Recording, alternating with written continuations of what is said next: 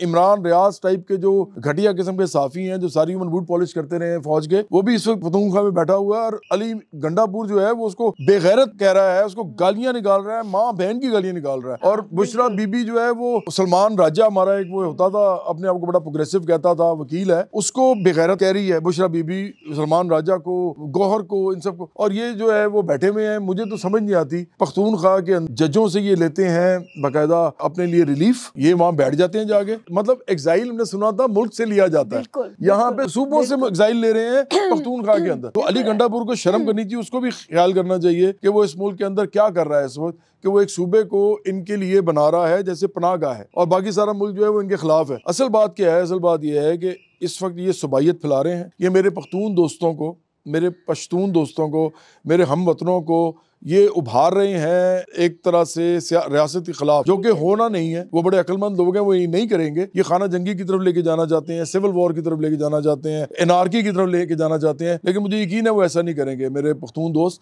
लेकिन ये पूरी ट्राई कर रहे हैं और उसमें इनके पख्तून लोग भी शामिल हैं। जरताज गुल टाइप औरतें जो हैं, शहजाना गुलजार, वो नहायत फजूल औरत है, हर वक्त वो मजहब फरोशी करती है, इस्लामी बातें कर करके वो बकबक करती है, जो इमरान करता है वो कर रही होती है, लोगों को जज्बाती करती है।